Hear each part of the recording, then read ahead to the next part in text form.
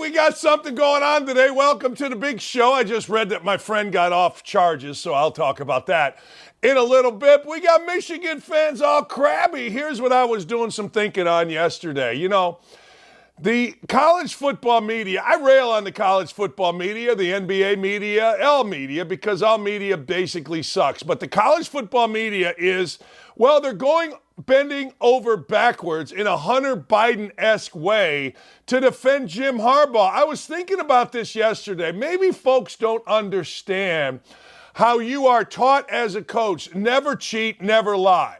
Like, people get mad at Bobby Knight, but we were never going to cheat, and if we did, we were never going to lie about it. I had a secondary violation. We called a kid twice in 1 week, turned it in, admitted it, took my medicine. It was no big deal. But we were never going to cheat, and lying is the cardinal sin. I don't care whether it is lying to a grand jury. I don't care whether it's lying to a prosecutor. I don't care what it is.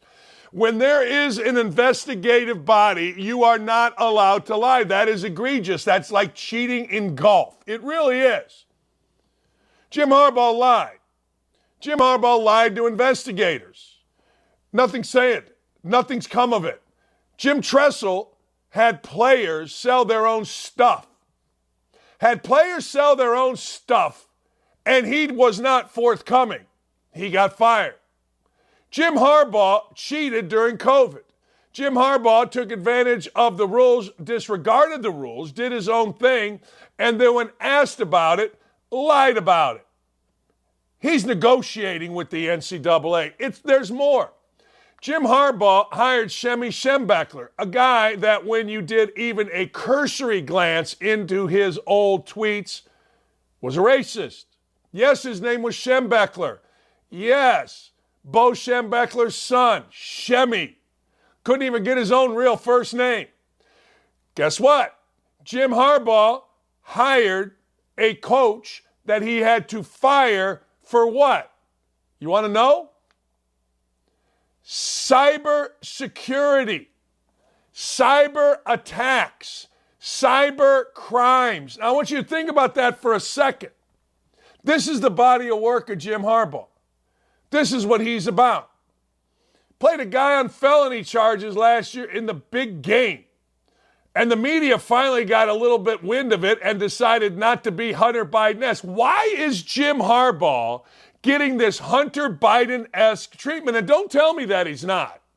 I mean, I watched Heather Dinich lose her mind in the most hypocritical way. Couldn't be a bigger hypocrite based on the stuff that I know about Heather Dinich on Urban Meyer. I've watched these people, Courtney Cronin, a woman that knows this much about sports, go insane about Urban Meyer. Urban Meyer had to sit there and answer for trying to help a young couple, one of his assistant coaches.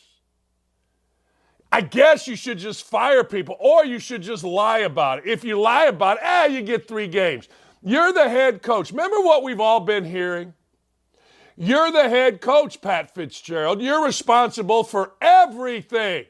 You're responsible for the whole program. You're responsible for knowing, well, let's go through Harbaugh's body of work quickly. Cheated. Defended. Did you know Dr. Anderson is the Larry Nassar of Michigan? And Harbaugh's comments were so egregious to the victims, including some of his former players, that people are boycotting the program that used to play there as we speak. That's Jim Harbaugh. Jim Harbaugh's the Christian man.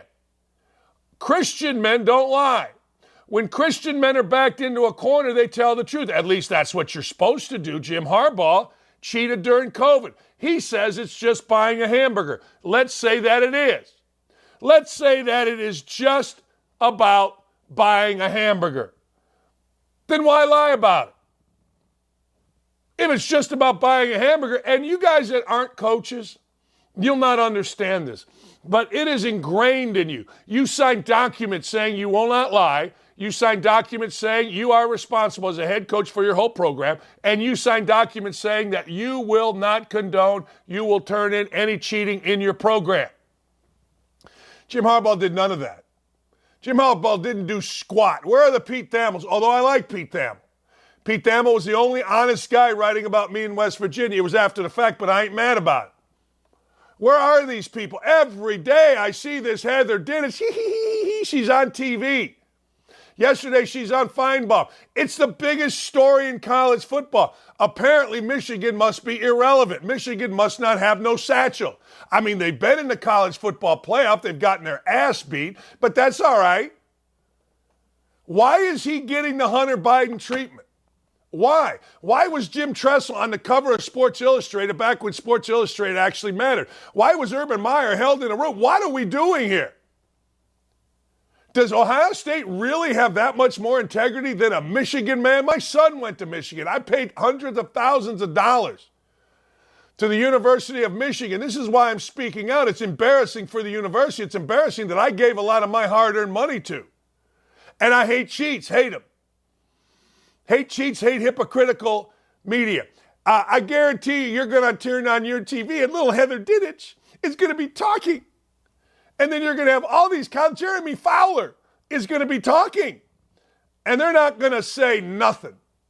They're not going to say squat about this. I don't understand it. Hunter Biden, listen to this. Yesterday, Hunter Biden's attorney called the Delaware Probation Office and acted like Republican attorneys and got caught, which may have violated Hunter Biden's plea agreement, and the media is silent on it. Why is Jim Harbaugh getting the same silence? Oh, I'll tell you why. Because the little Heather Diniches, and the little Jeremy Fowlers, we want to keep our jobs and our access because they got no background in sports. Like, I could walk into Michigan right now, and they would all talk to me. They don't, they know that I've ripped them. They'll all talk to me. Because I got a background in sports. A year ago, on my 60th birthday, nobody rips the Colts more than me. Jimmy Irsay gave me a game ball. He goes, hey, Dan. He goes, I know you're on our ads, but you're provocative because I got that kind of respect because I played and I coached. And what I say has cachet with those that play and coach. But these little clowns in the media who are so hypocritical, they haven't said nothing. Not one damn thing about Jim Harbaugh. Nothing. Go to Dan Wolken. Dan Wolken of the USA Today cries about everything. Dan Wolken wrote this massive article ripping me because I wouldn't go swimming in a pool with some woman that wasn't my wife. Apparently Dan Wolken and his partner, his wife, his boyfriend, I don't know what the hell he has, likes an open marriage. I don't. But Dan Wolken hasn't said squat about this. This is the biggest story in the country. A coach in the college football playoff not only has cheated during COVID, when we were all supposed to be locked down, when we were all supposed to be quarantined, kids aren't going to school, people aren't going to work, businesses are collapsing. And this jackass Harbaugh decides, hey, look, whatever. I'm going to violate the rules of my university. I'm going to violate the rules of society. I'm more special. Not one word out of the media. And then when asked about it, he lied. When asked about it, he didn't tell the truth. That is a cardinal freaking sin, people. Not one word out of these little pains in the ass that never played, never coached in the media. Oh, I guarantee you they'll all be on with Greeny, and when they announce it's time for Get Up, they'll go, yay, rah. I'm going to be on with my friend Feinbaum and not say a damn thing. Why was Jim Tressel fired for the same crime that Jim Harbaugh gets to go ahead and negotiate missing games against me, you, Bowling Green, Eastern Michigan? Notice he's not going to miss the fifth one. Now, that's against Nebraska. I don't know if Nebraska's any good or not, but he ain't going to miss the fifth one. It's such crap. And the other question that I have is this. Why am I the only one to call it out? Why am I the only one? Why? Like, I don't get it. And I'm a bad guy. Like, I got national pundits making fun of me. You look like Uncle Fester. No, I look like Vin Diesel. I look like Bruce Willis back in the day. I'm a strong-headed stud married to a Jennifer Aniston lookalike who's cooler than she is hot. So stop with that. Well, Dakich, you're Ohio State stan or whatever. Yeah, I don't know what that means. Yeah, you're buddies with Urban Meyer. Yeah, I am. But what's that got to do? I'm buddies with a lot of people. I'm buddies with Tom Crean. Tom Crean comes on the show. It's Jim Harbaugh's brother-in-law. Why am I the only one? Why am I the only one that has the cojones to stand up and talk about this? I mean, everybody losing their mind, not anymore though, really, on old Fitz. The college football media is full of crap, and sad to say, Ohio State has far more integrity than Michigan. You won't see nothing out of this. It's just business as usual, and it pisses me off. I'm not going to lie to you. When you coached your whole life and you lived your whole life with integrity, when Catholic guilt crushes your soul like it does mine, and you wouldn't even think of cheating.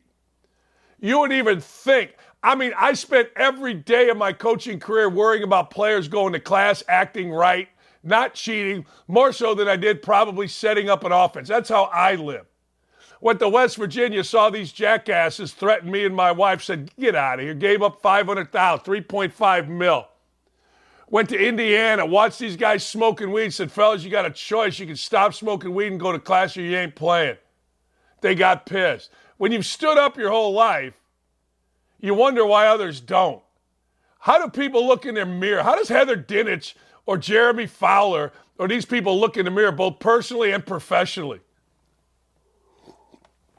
I don't get it. I honestly don't get it. But hey, all right, I'm the bad guy. Yeah. Oh, yeah. I getting, you got dementia. Yeah, okay. Yeah, I got all that stuff. Right. Okay. All right, fine. It's ridiculous. It's asinine. It's disgusting. And more people should be pissed off about it. When you lower the bar, which they are in sports, guys will always hit it. The bar, according to Harbaugh, has been lowered. Why?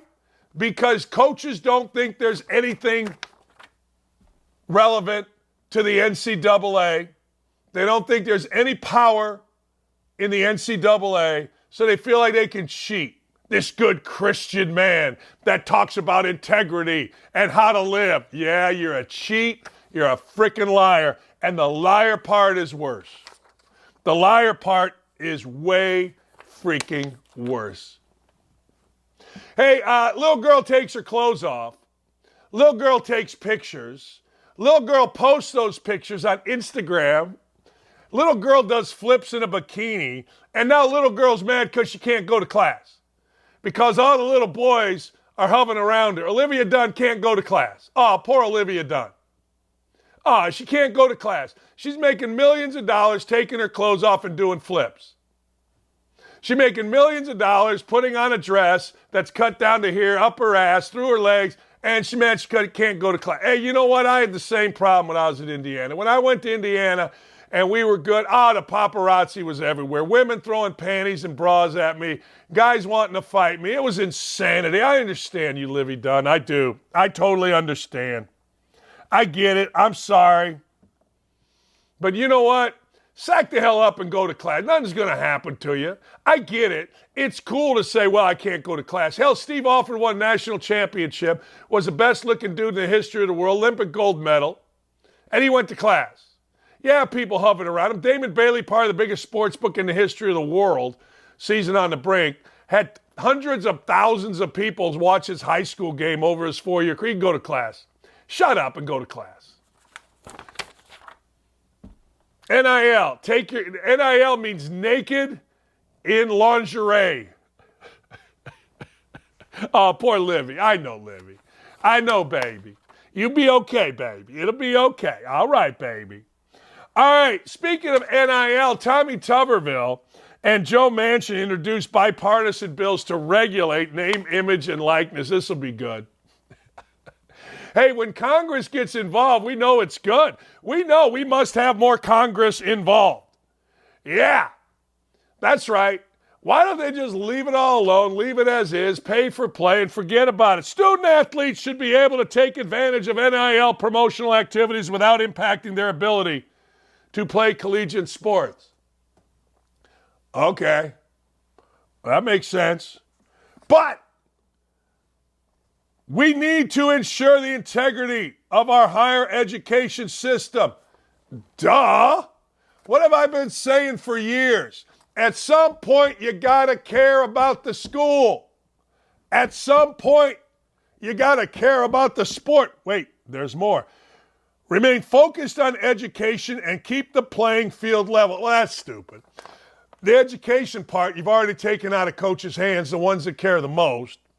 The level playing field has never been level. The haves have always had more. The have-nots have never had as much. Hell, at Bowling Green, I drove 7 hours on buses. At Indiana, we took a private plane back when nobody had private planes. You're never going to level the playing field. And we're all NCAA members, are we not? Of course we are. The playing field has always been skewed. It always will be skewed because money matters. Bowling Green stupidly has like 18 sports on a budget that says each sport gets $10. Come on. My legislation with Senator Manchin will set basic rules nationwide, protect our student athletes, and will keep NIL activities from ending college sports as we know it. All right. By the way, form is spelt wrong. I don't know if Tuberville did that or we did that. This is what has transpired. Now, the commissioner of the SEC wanted Congress involved. The SEC appreciates the effort of Tommy Tuberville and Joe Manchin in their work to craft the bill that addresses the opportunity for college athletes to benefit from their name, image, and likeness and other issues important to the future of college sports. Tuberville and Manchin have a keen understanding of the need for national standards to preserve the integrity of fair competition at all levels. Well, that's stupid. It ain't fair. The Southeastern Conference tells you it ain't fair when they say, it just means more.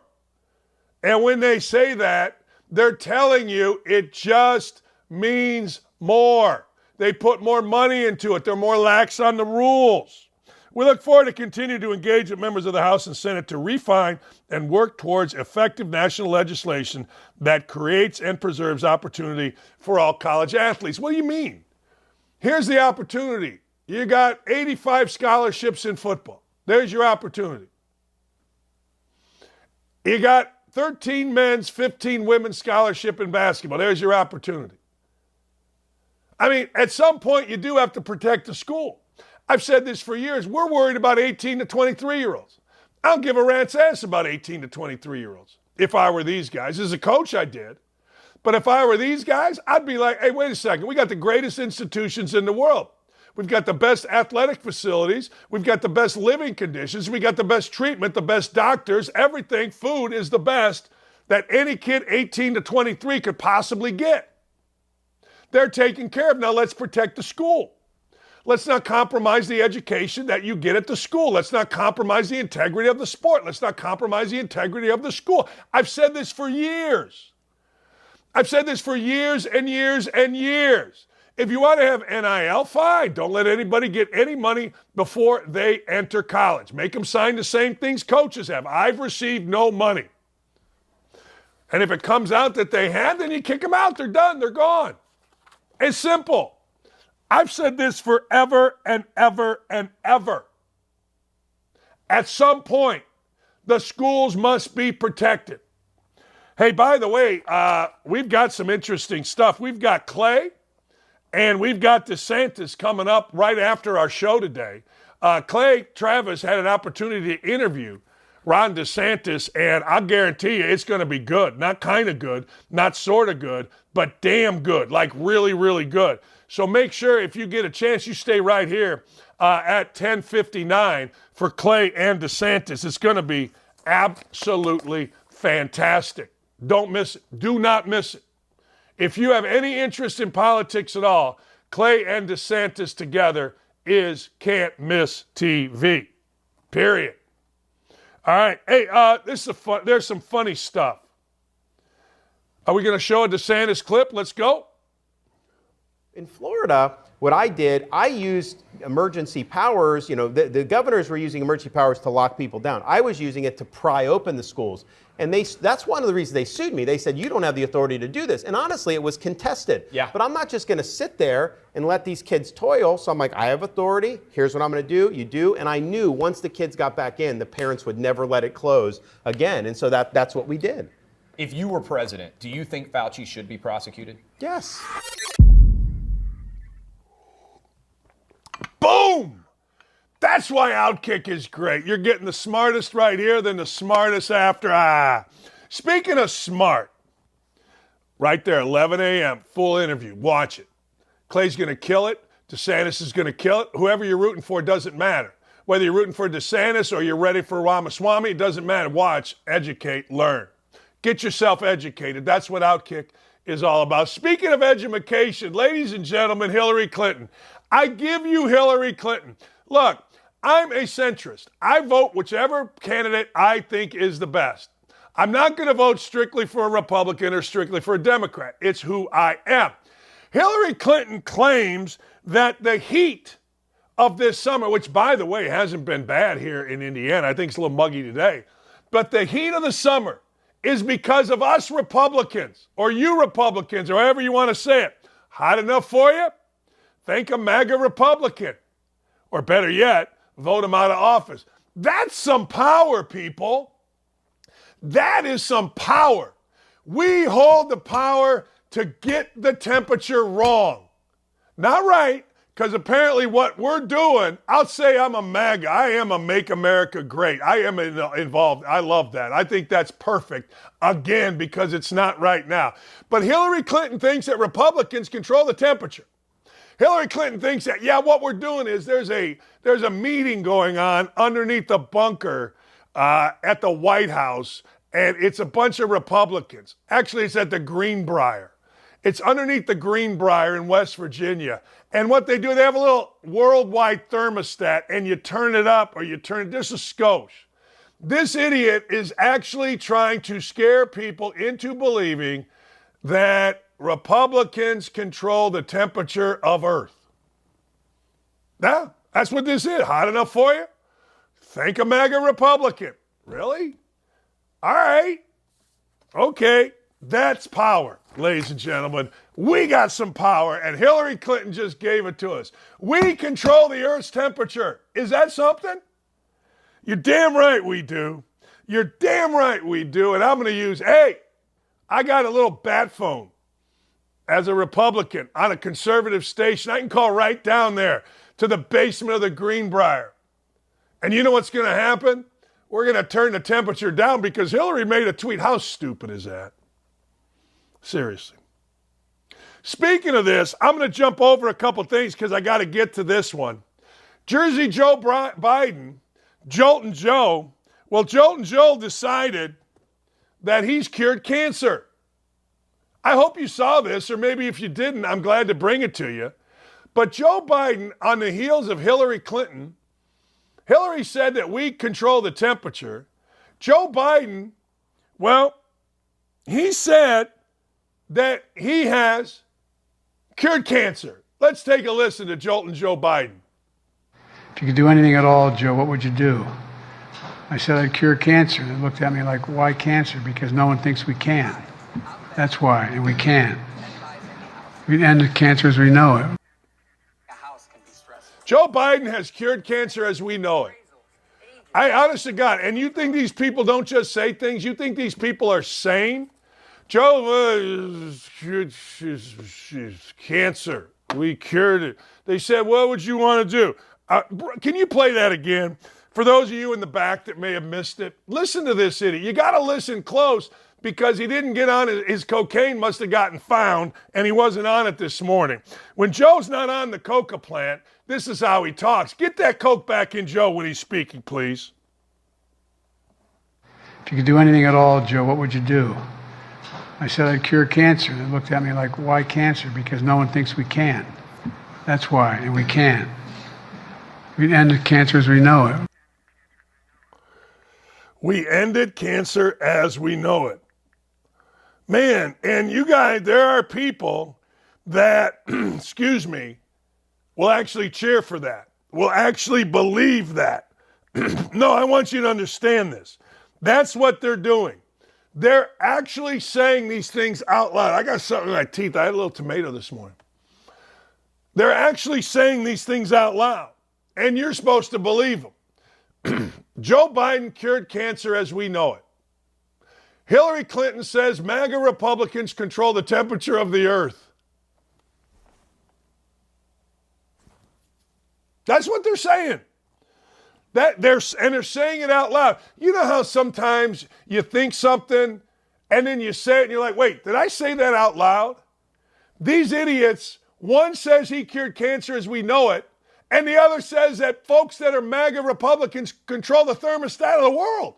Let's hear more from Joltin' Joe about how many deaths we've had in COVID. And we're still feeling the profound loss of the pandemic, as I mentioned, of over 100 people dead. That's 100 empty chairs around the kitchen table. Around the kitchen table, Joe Biden, does that include your 7th granddaughter around the kitchen table? I love the Joe Biden around the kitchen table. Hey, we only lost 100 people. So did Joe Biden make a Freudian slip there? Did people die from monkeypox, the gay thing that went away so fast once people didn't give a rat's ass about 2 dudes screwing each other in an orgy? They tried to slip monkeypox in on us. Remember that? And then when the world found out, wait a second, this is gay orgy stuff.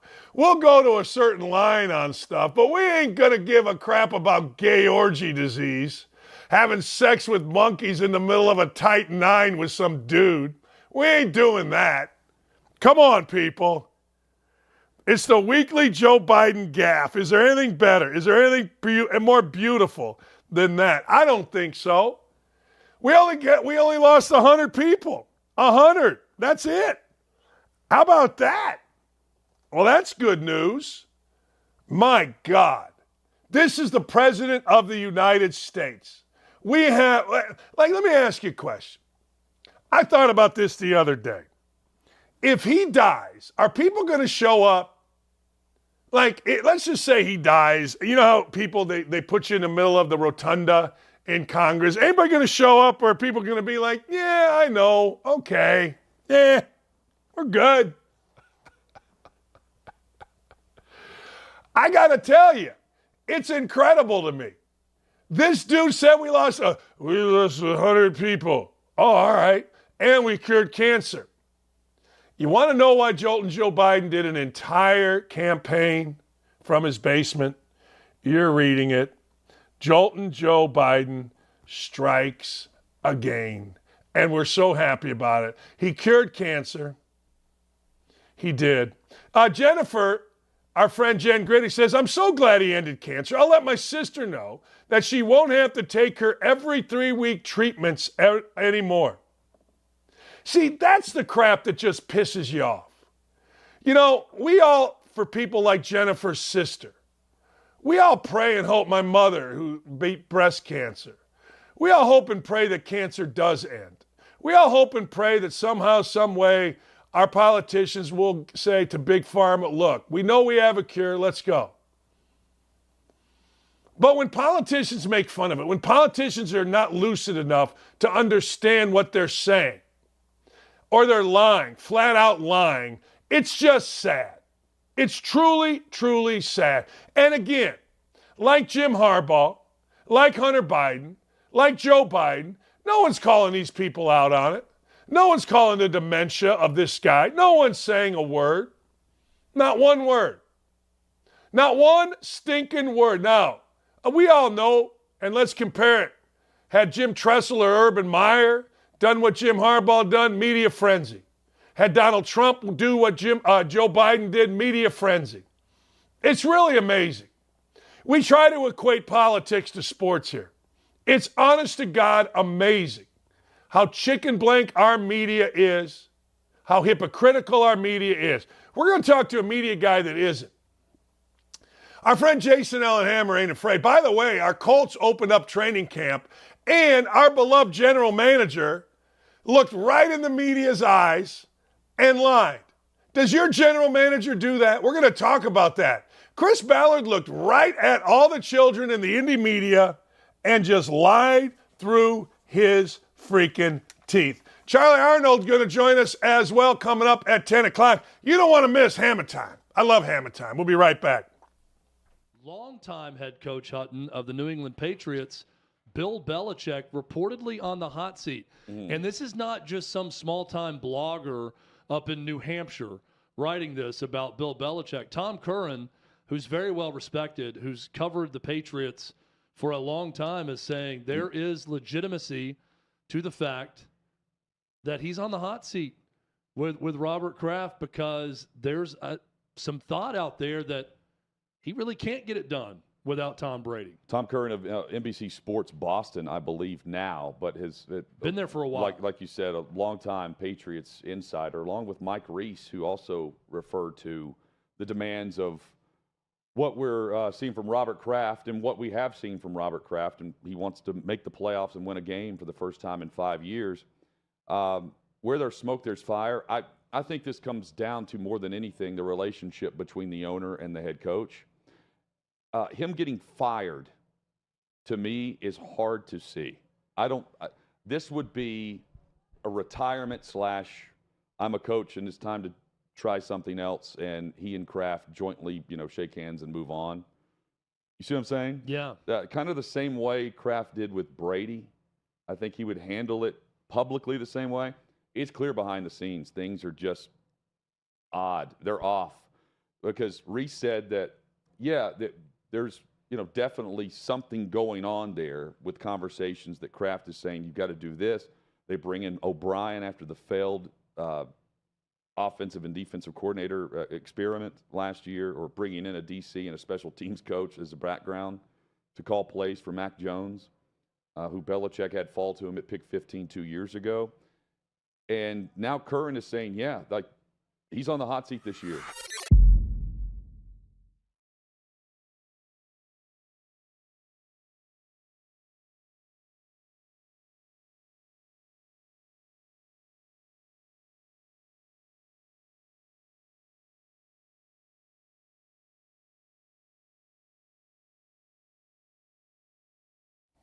Yeah, you know what?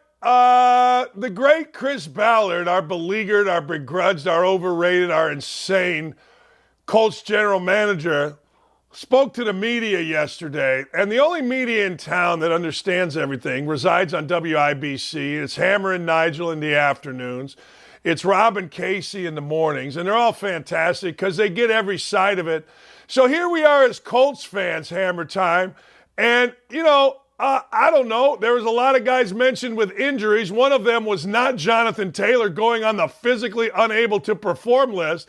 But here's Jonathan Taylor on the physically able to perform list, a.k.a. PUP. So Ballard looked at everybody and lied again, Hammer time. This is what you need to know about the Jonathan Taylor situation in Indianapolis, all right? So Jonathan Taylor was on social media for just a little bit yesterday, just a little bit. He liked one tweet. That was his activity for most of the day. One single tweet. That tweet was a meme of Marshawn Lynch, the famous "I'm just here so I don't get fined" meme. That tweet was liked by one Jonathan Taylor. Now, I know what you're thinking. It's social media. Who gives a rat's rear end? But the fact that that was the only thing that a guy that's pretty social media savvy, that loves, to get online and engage with fans, usually in a positive way, that was the only thing that he liked, tells you what you need to know about this situation right now. And the real reality of what's happening with the Indianapolis Colts right now is you have a new head coach, you have two new quarterbacks, new to your team, and a rookie. Tight end situation is a mess. You're hoping and praying that Shaquille Leonard's back holds up enough for him to make it through another season, because he still hasn't really lived up to the contract extension that he signed. And let's be honest, the Jonathan Taylor situation. Is Jonathan Taylor probably the best player on this team? Yes, but it's business. And I would say the same thing about Jim Harbaugh. And I know you've been crushing Harbaugh, but the key thing to take away in the sports landscape the last 24 hours, Coach, it's just business. It's business. Harbaugh is going to get away with something that a coach in the MAC wouldn't do. Why? Because it's business. He's good for business. Jonathan Taylor, are you the best player on this Colts team? Probably. Are you going to get a big, massive deal?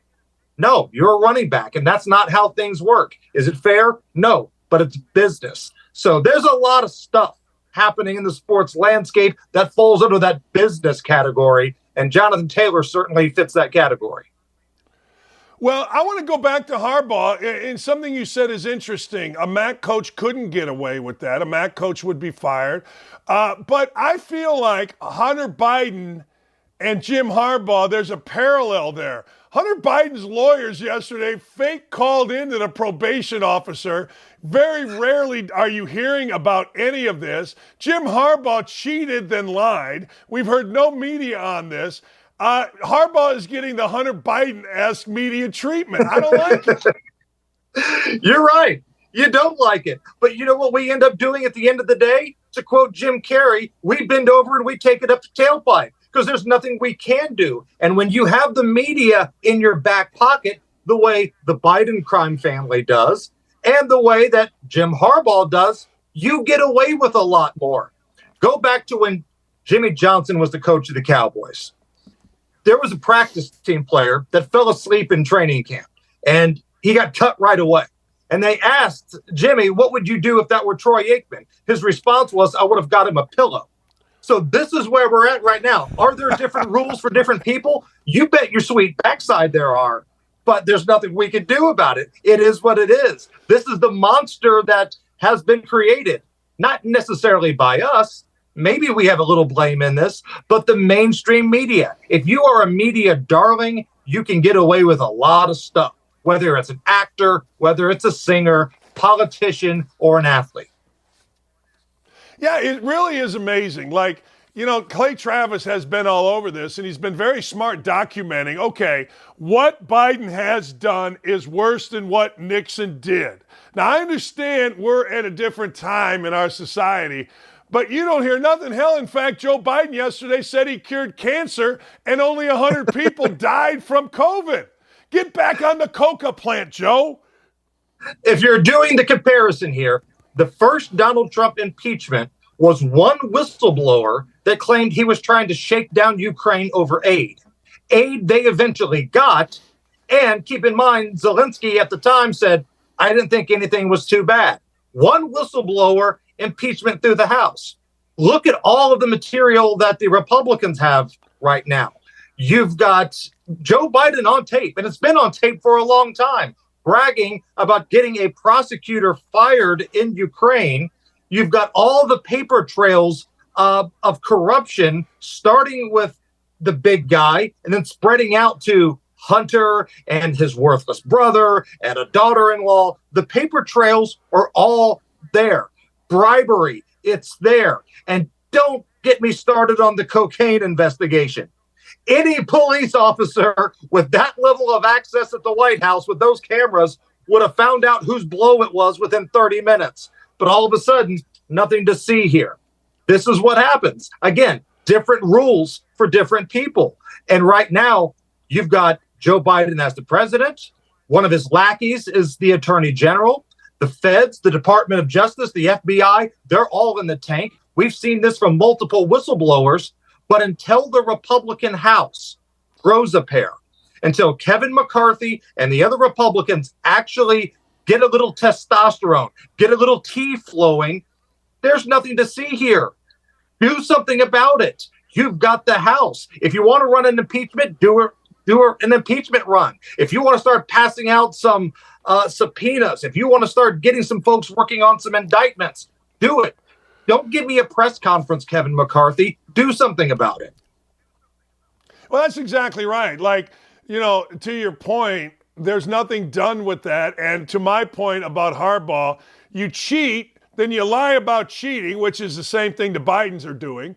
And then you get to negotiate your penalty in NFL or college football to a 4-game, but we're still negotiating. Look, once you look the camera in the eye, once you're caught and you look them in the eye, investigators, media, in the general population, you should be fired. Once you look the camera in the eye and lie, you should be fired, period. But it's about business, though. And in this day and age of college football, let's focus it specifically on college football. Dudes are getting paid out here now. The NCAA has always been about money, but now the money is rampant. It's right there in front of your face. The NIL situation means dudes are out here getting paid. And if you, not Coach Dan Dakich, but let's just say you were employed at the NCAA. Do you want a ban on postseason for a couple of your historic brands, Tennessee and Michigan? Because both of them had some egregious things happen recently. Tennessee had like 200 violations. Now they fired their coach, Jeremy Pruitt, who was a total zero, probably the best thing that ever happened to that program. But they fired their coach, but they did not get the postseason ban. Do you want Michigan, one of the best brands in the sport, to not be in the postseason? Do you want that Ohio State-Michigan game to mean nothing? There's a lot of TV money, a lot of revenue money that comes from people watching that game, and there's usually a lot on the line. Is it right? Hell no. But is it big business? Absolutely.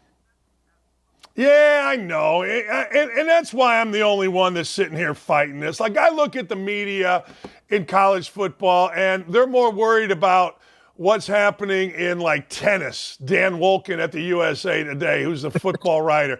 He's worried about tennis. I don't know. It just drives me nuts that I'm the only one worrying about this. It also drives me nuts that everybody – how about this? Hillary Clinton says MAGA Republicans are responsible for the temperature on Earth. The hell is this? So for those keeping score at home, it's MAGA Republicans' fault for summer. Let that sink in for just a little bit. And the replies on Twitter to that post from Hillary Clinton, chef's kiss. I mean, God bless America. Every once in a while, not a lot, but every once in a while, the internet and Twitter give you some comedy gold. And if you have some spare time today, if you have to go number 2, if you're sitting on the can, maybe you're stuck in the airport, scroll through the replies to that tweet from Hillary Clinton blaming MAGA Republicans for places like Arizona being hot in the summertime. It's the best thing you will read all day long. I tell you this. Yeah, I said, there is a bunker underneath the Greenbrier in West Virginia where, like, if nuclear bombs hit, the Senate's supposed to go. I think that's where MAGA Republicans meet with a little thermostat that says, okay, let's turn up the heat here in Indiana, crank that bad boy up in Arizona. Like, honest to God, like, I get the desperation. I do. I get it. But these are our leaders, big boy. These guys are leaders. You're right. And this is why when people go out to vote for anything, we usually screw it up as a society. Remember, it used to be all fans voting for the All-Star games. We screwed it up every year. Deserving guys never went. Washed up people who were good 10 years ago always went. Whenever we get the opportunity to name something, like every once in a while, you'll see the Navy has a contest. We want you to name this new vessel. What do we vote on? Bodie McBoaterton or Bodie McBoatface. This is what we do. You can't trust us with picking our leaders in this country. We're morons. We are. Look who we picked to be the president of the United States right now. An openly racist, senile man that can't stand up on a bicycle, can't walk upstairs. They had to put the kid-level stairs out for the big guy just so he could get up and down of Air Force One, and he's still on the struggle bus. This is what we do. We screw things up. All we're asking for is to not be a total embarrassment. We expect a little embarrassment. We will take a little embarrassment. But what we have right now is total embarrassment. And I'm going to have you on in a couple of weeks towards the end of camp, and we're going to go through and give our Colts prediction. Usually I say the Colts are going to be like 14-3, 13-4, just for the hell of it. I don't know. Anthony Richardson signed, and he's the greatest quarterback in the history of the world, so I'm all in. Is he? All in, big dog. Is he? Anybody that's watched a little SEC football like I have, you see a dynamic runner and a dude that can't throw a 5-yard out. So let's see what happens here. As of right now, I'm betting that under. There's a lot of time before the regular season, but if it's Anthony Richardson, I'm betting under. If we feel like Gardner Minshew is going to be the dude, take a look at the over right there. But if he is the dude, for how long? That's why I'm waiting a couple weeks. See, everybody gets excited when camp starts. Everybody loses their mind. Oh, camp. And they run and they bet over and unders. I want to see, does Jonathan Taylor come back? Is he really hurt? My people are telling me you're not going to see Darius Leonard play much football this year. He'll play some, but not a whole lot. I want to see before I make bets. I want to know. I want to see who's injured. That's just common sense to me, no? No, you're right. And, man, you look at this roster. I believe it was in the movie Major League, where at the beginning, the construction workers are talking about the Cleveland Indians, and they've got that roster of dudes in front of them. And to quote, these guys don't look too freaking good. Now, I've cleaned that up for your program here, but the tight end situation is a mess. You got a bunch of really athletic dudes. None of them can block. Only a few of them can get open. Are we really sold as Michael Pittman Jr. being the guy, the number one wide receiver? Is Alec Pierce going to break out at 2? I don't know. Questions at corner. This great offensive line that we've heard so much about was awful last year. And the quarterback situation. If Gardner Minshew is the guy, well, we've seen his act in the past. Great spot starter from time to time.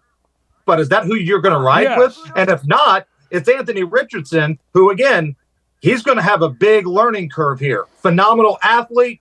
Little Justin Fields in there with the running game, but I got to see something out of that passing game, Coach. Yeah, because that's what the NFL is, passing game. It's Hammer and Nigel. 3 o'clock. I listen every day when I'm in my car because they're that good. Look, I don't listen to just anything, people. It's the number one news talk station with the number one news talk show. Check them out. WIBC.com for those of you looking. Thanks, Hammer. Appreciate you, brother. You got it, brother. Thank you. There's nobody better than Jason Allen Hammer. There simply isn't. Training camp opens, and let me go into just for a moment for all of you. Everybody gets excited. Training camp is open. You're like, man, I'm being told that this guy or that guy. Here in Indianapolis, we're going to hear about Anthony Richardson. You know we are. We're going to hear how great he is. Oh, my God, it's breathtaking when he runs. Oh, my God. Remember last year when all the players talked about what a great leader Matt Ryan is? You know what Matt Ryan's doing this year? He's an analyst for CBS. That's right. He went from last year, the dumbass that is Reggie Wayne, saying, oh, my God, I want to throw up. Whenever I see Matt Ryan, he reminds me so much of Peyton Manning. Really? Does he? All right. Well, you're going to hear it in your town. You're going to hear how good, unless you have a real media. Now, Tennessee may have a real media, so you may not hear how good Will Levis is. Houston has a real media, so you may not see the fawning over C.J. Stroud. I'm not sure Carolina has a real media. They're a Southeastern Conference media.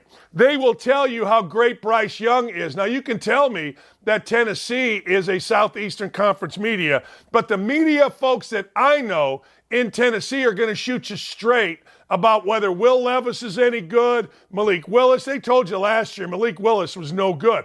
See, here in Indy, we get crap.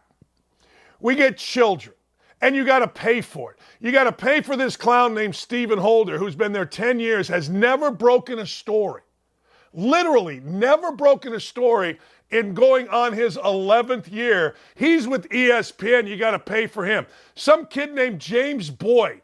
James Boyd's literally 25 years old. They fired Kravitz. They fired all these guys because, well, cost cutting at The Athletic. You got to pay to hear James Boyd, a guy that shows up at camp wearing high-top gym shoes with no socks. That's the level of this clown, and you got to pay for it. You got to pay for 2 little kids who have been described by my friend Kent Sterling as not good enough to be even the high school class president. They sit there as children. They don't know nothing. You got to pay for the Indy Star. And, of course, Greg Doyle, who's going to shame anybody that does not get the COVID vaccine, is going to tell you Archie Miller's a Grand Slam hire and going to tell you after the Colts win a game it's a blueprint for a Super Bowl. And you got to pay for it. It's ridiculous in Indy. Now, I don't know your town. New York's a little tougher, right? Tennessee, I already said, they got some real journalists in Tennessee. Jacksonville is yay, rah, rah, rah, rah, rah, rah. It's a lot like what it is here in Indianapolis. It just simply is. By the way, how about Justin Herbert? How about Justin Herbert signing a deal that is massive? Justin Herbert becomes the highest paid player in the NFL. Now I want to say this again with you. Justin Herbert becomes the highest paid player in the NFL. May I sing it with me? Now you tell me, what the hell has Justin Herbert done?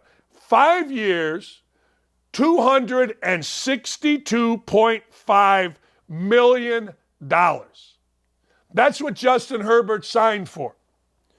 $133.7 million fully guaranteed. Listen to this. $193.7 if he gets hurt. That's guaranteed money.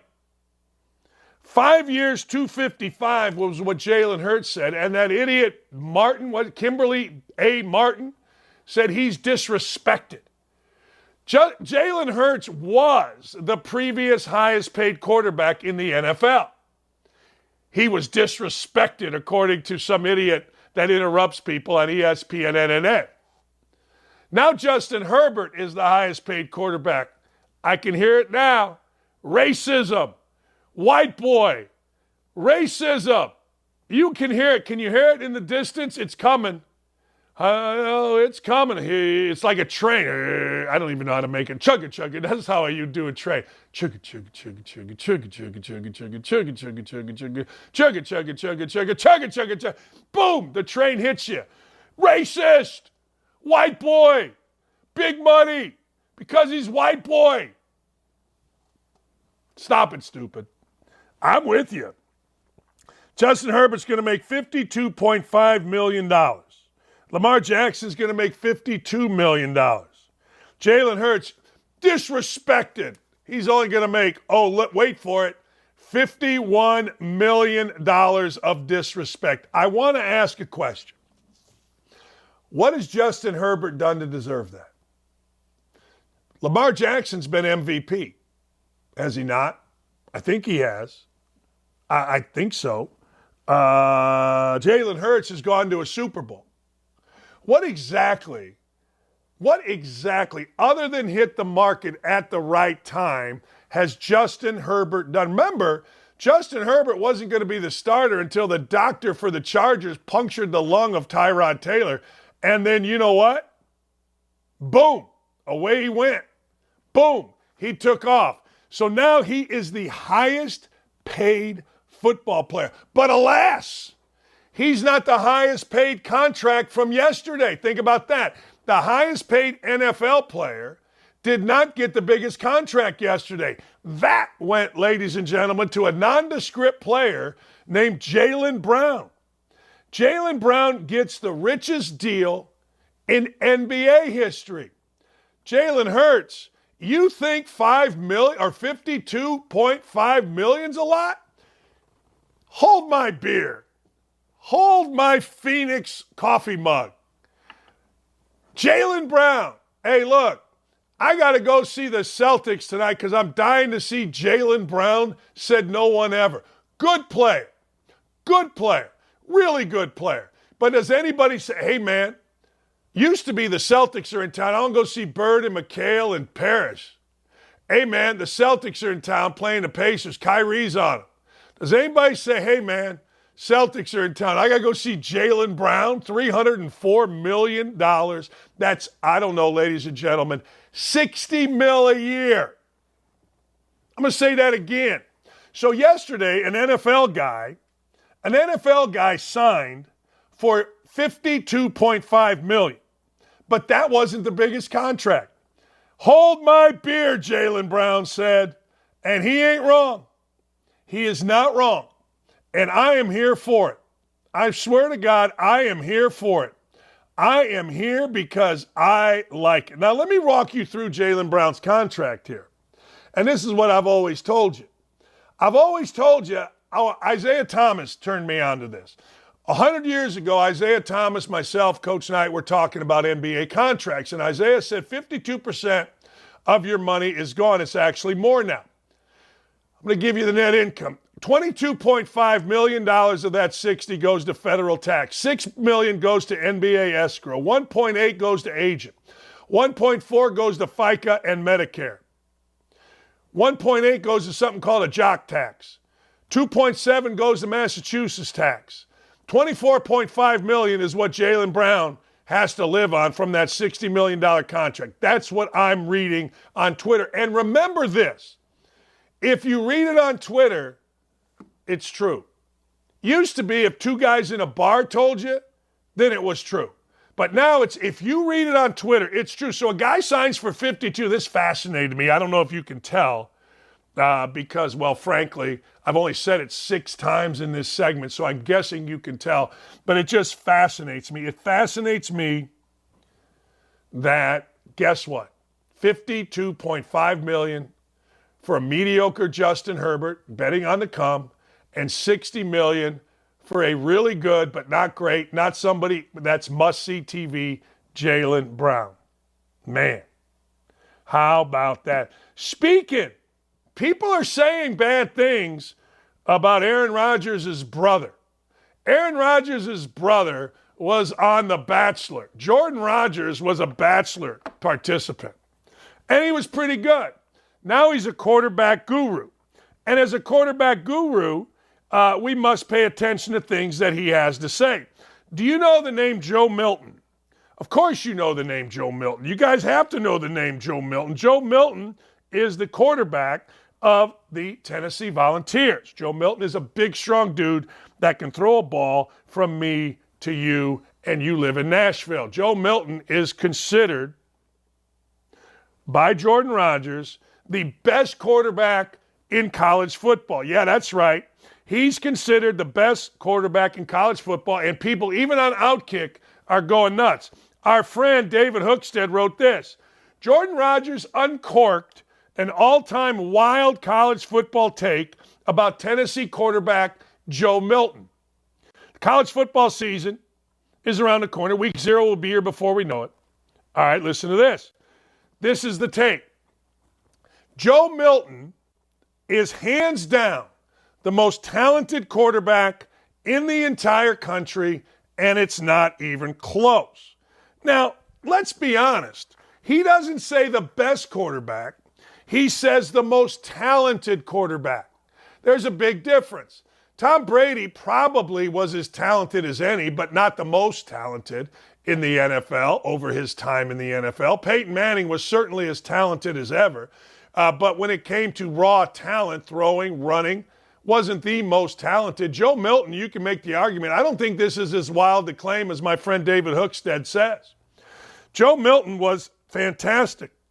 Joe Milton, I don't know, he got 971 yards, 10 touchdowns, no interceptions. Now, that came against Clemson in a bowl game. They were depleted. And he threw 8 passes in a loss to South Carolina. He threw 82 passes last year. Drake May, and of course Caleb Williams are the front runners for best quarterback. But I would argue, I don't know, maybe he is the most talented. Joe Milton can throw a football. Joe Milton can run. Joe Milton ain't bad. Charly Arnolt is a star. She's going to join our OutKick network coming up here, I don't know, probably end of next month. And she joins next. Hey, don't forget, coming up at 10:58, Clay Travis, we're off at 10:58. It's called a hard out in the business.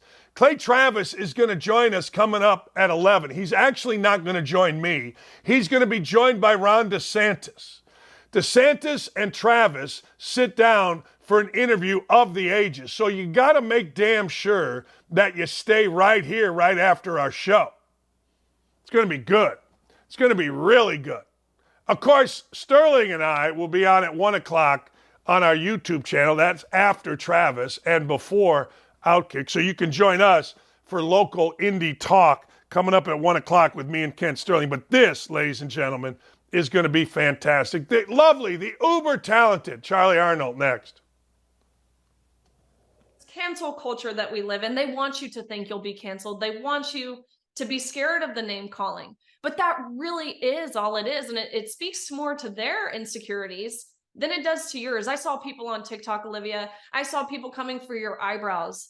Is that is that what they're going to resort to? And you're right. It's because they can't dissuade from your argument, which is actually really powerful, and it should boost your confidence. I think when people can look at a situation and take the negative, such as the backlash you're getting, which does suck. There's no taking away from that. It's not fun. It's not enjoyable. It does take a toll on you. But if you can take that backlash you're getting and ultimately use it to fuel your argument, I wish more people had that same perspective that you have. But what about the positive? Have you received a lot of good feedback? Have you had a lot of doors being open for you?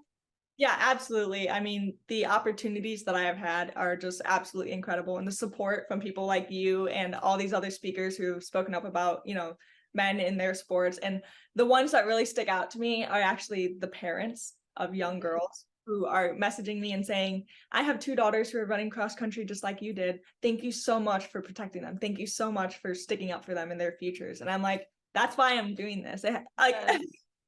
It's not really for me. It's for all of these other girls, and not even just girls, but for college students, for young men, like all of these people. I want to help them. I mean, America was built on freedom of speech. That's why we are what we are. And colleges are now trying to take that away. And like we said earlier, it's going down a bad path. You don't have to be a great swimmer like you to speak up. You don't have to be the smartest in class to speak up. You don't have to experience this to speak up, because everyone has a voice, and we need everyone's voice to back us up now. Like, it's going to be in numbers that we can solve this issue.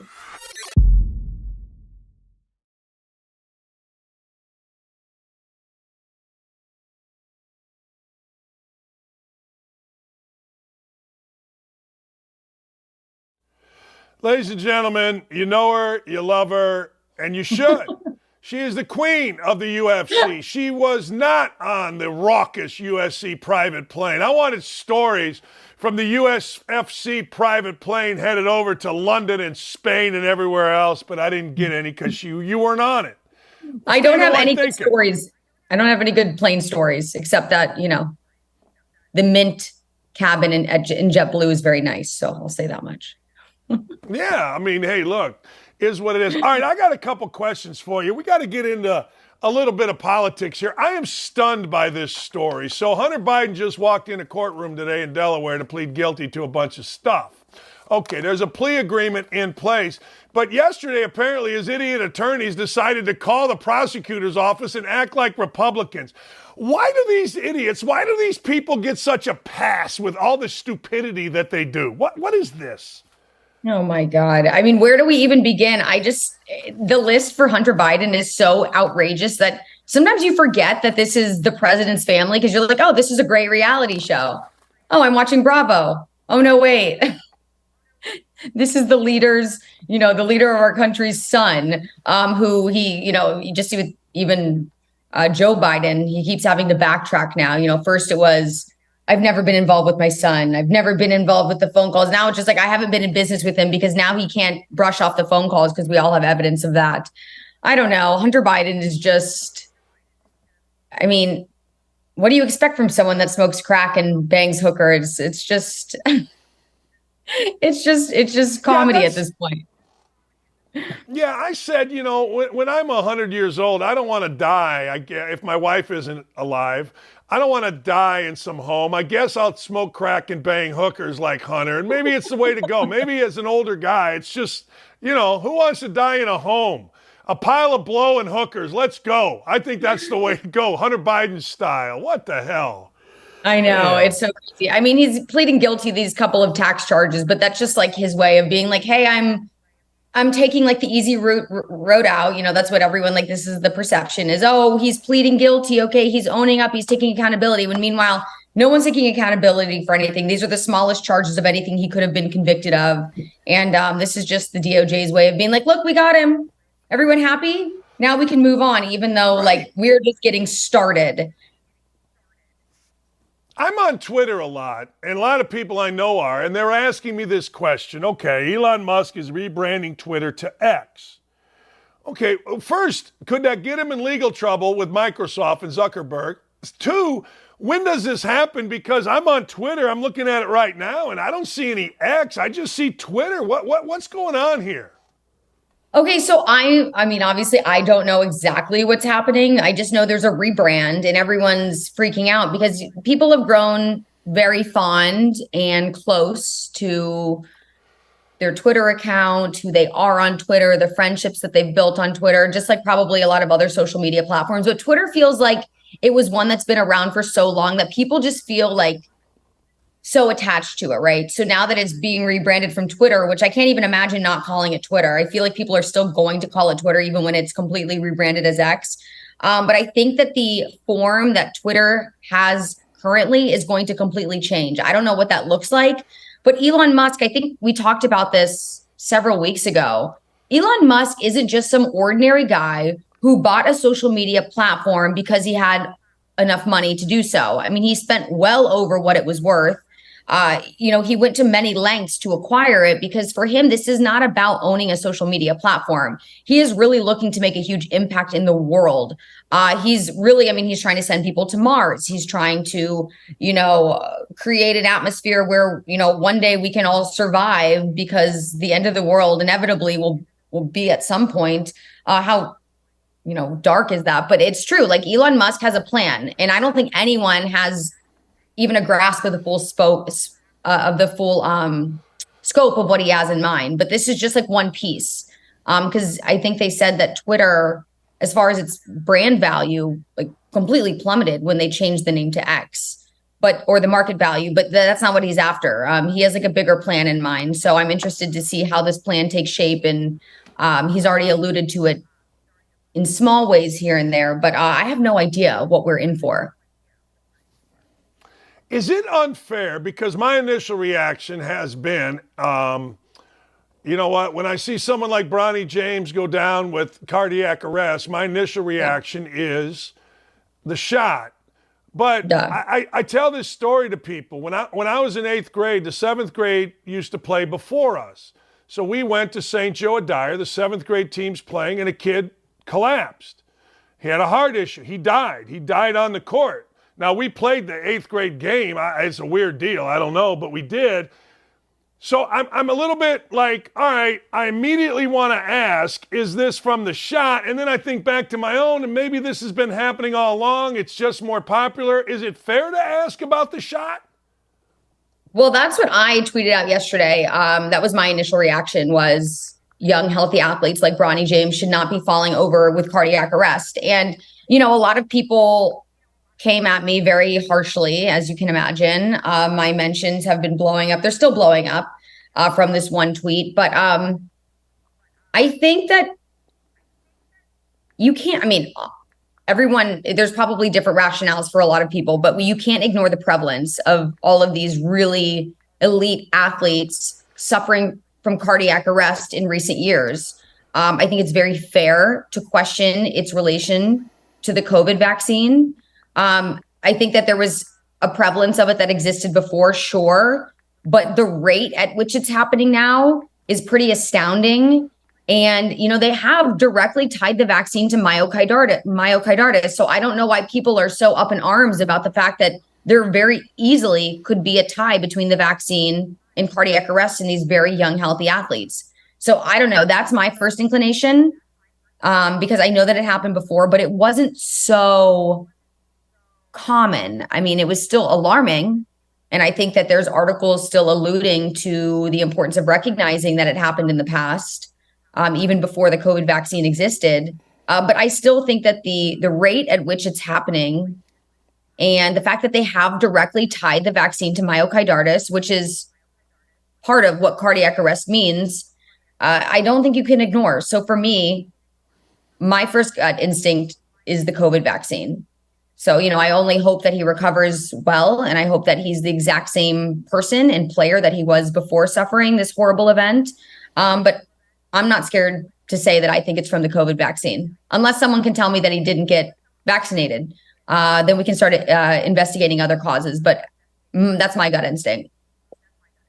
Yeah, I'm with you on it. Like, I'm legitimately, every time I see it, I'm like, well, I had a doctor going way back, told his family, don't get the vaccine because we don't know enough. And Yeah. I've always kind of hung to that. The Indy Star reporter says Greg Doyle, he shamed people. If you don't get the vaccine, you're, whatever. Okay, I'll take a doctor's word. And every time I see it, I swear to God, Charlie, my first thought is, well, there's another one the vaccine got. I do. I just do. I don't know. Well, I know people Right that or have wrong. said they're not suffering from such horrible things like cardiac arrest, but I have people who have gotten the vaccine who have said something doesn't feel the same anymore. Like my heart feels pressure, it beats irregularly. There are a lot of people that are suffering because of the COVID vaccine. I mean, I know someone who hasn't been able to work out since they got the vaccine. Like it's horrible. Because when they start working out and their heart rate gets elevated, they get pains in their chest. So I don't know, but my gut instinct, the second that I saw that news come down, I was like, he was definitely vaccinated and this is definitely from the shot. And a lot of other people took that stance too. A lot of very intelligent people took that stance. Okay. And it's like so annoying being called a conspiracy theorist because it's not a conspiracy theory when so many people have directly suffered and it's been directly linked to getting the COVID vaccine. Yeah, people are just so married to their opinion on it. Like, and not you, but I mean, people get so married to it. You and I are talking reasonably about it, but people get so like, the vaccine's great. There's no, Dad, it's like anything else, I suppose, in the world that we currently live in. You get married to a side and you don't want to hear the other side. You know what I mean? It's stunning. And then you get called names. It's not a debate. It's not, hey, Charlie, think about this. It's, oh, Charlie, you're wrong. You're a conspiracy theorist. It's amazing to me. Yeah. Yeah. And I don't care if you are super excited that you got vaccinated and you still stand by that, by all means. But I feel like there's so many people also who got vaccinated who aren't keeping up with their boosters. So I'd ask, hey, if you're so gung-ho about the COVID vaccine, why are you still not getting boosted on the regular schedule? Because there's so many Americans, they showed the drop-off, right, of how many people were getting the initial shots, as mandated by many people's employers and, because people made that personal choice. And then there was the booster schedule. And a lot of people got that first booster. But then from there, it's completely dropped off. I mean, this is the opposite of what the pharmaceutical companies want to be happening. But I just question, if you're so gung-ho about the vaccine and so happy and want to brag about the fact you got it, why aren't you getting all your booster shots? Why are the pharmaceutical companies showing such a drop-off and decline in people's use of the shot? So I think a lot of people probably are upset they got the vaccine, but they want to stand by it because they're like, well, I already did it. I already did the harm to my body. So I might as well gloat and brag and shame everybody who didn't to make myself feel better. When meanwhile, they're probably regretting that decision, I would imagine. Yeah, I agree. Yeah. All right, I've said this. So Friday I'm playing golf and a buddy of mine, he's like, hey, I got to go. I go, what are you up to the rest of the evening? He goes, well, my daughters, they're 6 and 8. They dressed up like Barbie. We're having a Barbie pre-party, and then we're all going to see the movie Barbie. And I'm like, hey, that's really cool. One of my fondest memories of my daughter is taking all of her friends to see the Justin Bieber first movie and watching them cry and cheer. It was awesome. Oh so my I'm gosh. not mad at the Barbie movie. Yeah, I'm not mad at the Barbie movie. People, but Piers Morgan said he'd be executed if he made a movie like that about men. How about that?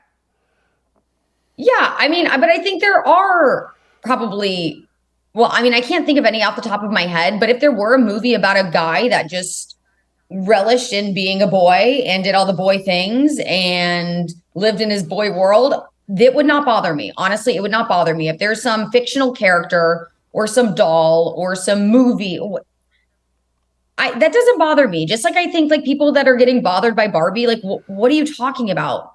This is a doll that we've had, I mean, since ages ago, that little girls always played with, that it was like the girl thing, right? Can you get any more girly than Barbie? No, you can't. So what are you expecting from the movie? It's going to be like the utmost chick flick. It's going to promote feminism. I mean, feminism has many different, sides to it, but Barbie is just she's just a straight up girl. And that's all we want her to be. And I don't know why people are so upset about it. What's the problem? This is not a boy movie. This is not catered for men. This is a girl movie. And if you are a guy and want to go see it and enjoy it for what it is, great. But if you don't, I, for example, know that I asked a guy to go see Barbie with me because I still want to see it. And he's like, you're on your own there, which that's fine. I don't need to go with you. I'll go with my girlfriend. Honest to God, the guy should have been flattered and he should have been saying, yes, I'll pick you up. He should have roses, a limo, and he should be dressed up as Ken. What is wrong with men today? I don't know. But it's fine. If you don't want to see the movie, that's fine. Just like I don't really want to see Top Gun or whatever that movie is that's coming out. I want to see Oppenheimer, but isn't there a Top Gun coming out? There was a Top Gun that was the #1 hit in the history of the world, and you missed it. No, not one. Isn't there a new movie coming out? There's like a new one, right? That's coming out. I think. I'm not sure. Oh, I don't know. Maybe it's not Top Gun, but I don't have any interest in seeing that, so that's fine. You know, like I'll see Barbie. You see the action movie. That's cool. Right. So what we learned from this is that our friend Charlie got dumped by a guy. Yeah, it is what we learned. Yes. I learned that I guess I'm not as special as I thought I was. I don't know. I mean, if my daughter said, "Hey, Dad, let's go to Barbie," I'd be there in a second. Of course. If my wife said it first, yeah. If my wife said, "Hey, Dan, let's go see Barbie," you'd have to pull me off the floor with a heart attack, going, "Who are you?" And then I'd probably go, you know. I mean, hey, I don't know. What do I care? It's a movie about a doll. What do you care? It's 2 hours of your life. You get to go see a movie, whatever. It's not that serious. I don't know why. There's some people that are just freaking out. And I'm like, not everything needs to be an issue, right? I mean, we have so many problems in the world. I mean, there's so many problems. Like this does not need to be one of them. Let's just appreciate it for what it is. It's Barbie. Come on. And you know what? Truthfully, Oppenheimer and Barbie are putting asses in the seats. It's the 4th highest weekend ever. And isn't that the point of movies? Isn't the point of a movie to get people to come watch what you put together? Now, documentaries are different, right? I mean, real crime things are different. You got to have some honesty and some truth. Oppenheimer's a little bit different, I suppose.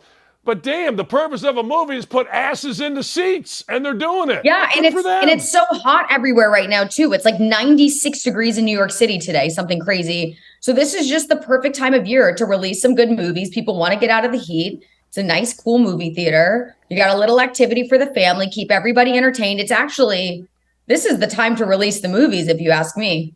Brilliant. Of course. Summer blockbusters, baby. Hey, exactly. Thanks for coming on. Are you on it? Are you on our TV tonight? All the my YouTube chat is wondering, is Charlie on anywhere tonight? I will be on, let's see, I'm on Martha McCallum at 3 p.m. on Fox. And then I will be on Fox Business at 6 p.m. For the Bottom Line. So nice. That's where you can find me. By the way, guys are saying if that guy, I guess it's Mission Impossible 7 is the one. That's it. Mission Impossible. That's it. Mission Impossible. Yeah. Yeah. They're saying on the YouTube chat, if that guy asks you to go Mission Impossible, tell him to stick it. I am going to. Thank you. Yeah. Tell them thank you for the advice. Yeah. Hey, the YouTube chat will never fail you, Charlie. You'll see. Appreciate you. Have a great day. Thank you. I wish the Twitter chat did the same because right now, I'm getting murdered on Twitter right now. Just honestly, it kind of brings me some joy. It's weird. I don't know why, but hearing people call me all these names now, like it used to bother me. Now I'm like, yes, keep it going. Yeah. I saw one person said, how come you never spoke on this before? I forget what it was about. And you're like, well, I worked at ESPN. I wasn't allowed to. Boy, I feel yeah, no, they asked me about did you sell your soul? Like, why are you now just saying these stuff? And I was like, I said, my response, I've always been anti-vax. I just haven't been able to talk about it, which is totally fair, right? I mean, no one was able to talk about it because it was mandated. It wasn't something that you could just say. It's, look what happened to Sage Steele when she spoke out against it. I wasn't going down that road. So now that I can say it and I thought they chilled out a little bit because no one's required to do it anymore. Apparently I was wrong. So yeah, that's it. Have a great day. Thank you. Thank you. See you soon. Bye. Can't wait till she starts her show. The whole program will be uplifted. All right, here's the deal. DeSantis and Travis coming up at 11 o'clock. Set your calendar, set your watch. In 40 minutes, it's the interview that we've been waiting for. Clay Travis sits down with Ron DeSantis. Here's a little clip from it, ladies and germs. See what I did there? My plan on doing law school was to try to do baseball on the business side in the front office or something like that. But then 9/11 happened. And so then I ended up joining the Navy, and I felt a calling to serve. I wanted to volunteer, so I served in Iraq. I served in all these places. And then that just kind of took me in a different path. But had that not happened, I think I would have gone into baseball and been involved on that side in of the front house. Office. Yeah. There's a multiverse out there where you never go into politics and instead go straight into the, I think so. the front office side. I think so. See, that's pretty cool. And you can see the interview on OutKick right here, actually, at 11 o'clock. Tune in. Full interview coming up. It's Clay Travis and Ron DeSantis. It's the interview that, frankly, you have been wanting. The interview that we've been wanting was Vivek Ramaswamy, and he was absolutely fantastic. I need your vote. I need your opinion on something. I'm trying to get the OutKick guys to give me a show a couple times a week, maybe in the evening during the college basketball season. A college basketball show with Double D seems to be something that is necessary.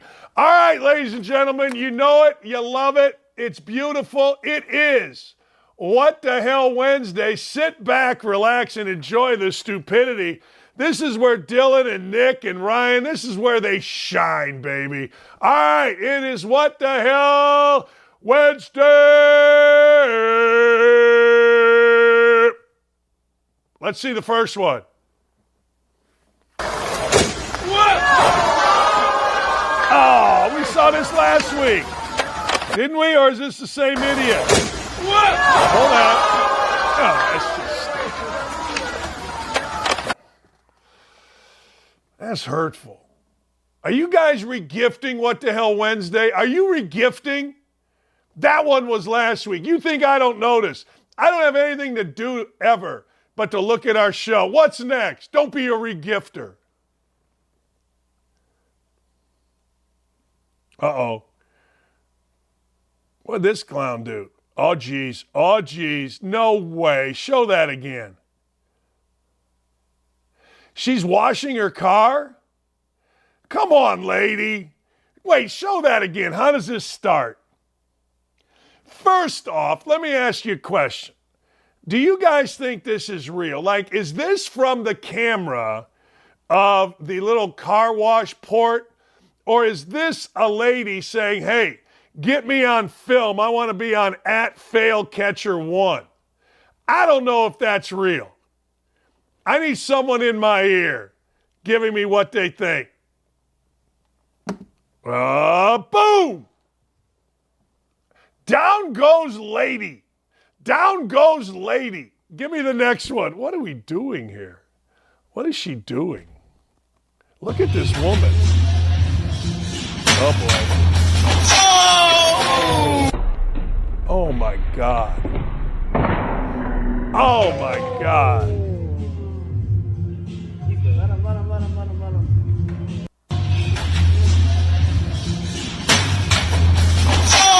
He didn't even, like, make it halfway down. Like, look at the slow-mo on this. He's kicking. He's screaming. He's trying to make it. And his buddy's like, let me help you.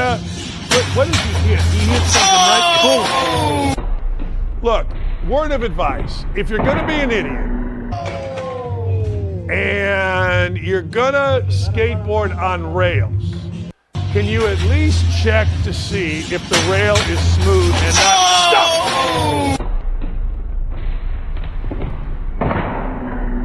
All right. Just check first. Just do yourself a favor and check first. Check to make sure. Check to make sure there's nothing there. All right, let's go to the next one. I'm tired of looking at that guy. На коне! Нет, скажи за Россию. За Россию. Я пью за медведя. За Россию. За Россию только. За Россию. На коне! Нет, скажи за Россию. За Россию. Я пью за медведя. За Россию. За Россию только. За Россию. Нет, скажи за Россию. За Россию. Пью за медведя. За Россию. За Россию только. This За idiot Россию. is doing a shot on a Нет, скажи bear. за Россию. За A Россию. shot on a bear. He's sitting on a bear. He's got whatever, probably Slivovitz. He's probably Serbian, although he doesn't look Serbian. He looks somewhat Norwegian or maybe German. I don't know what they're speaking. But the dude is sitting on a bear doing a shot. I was kind of hoping the bear was going to spin it around and bite his testes. That's what I was hoping. All right, what's next? Oh, this idiot.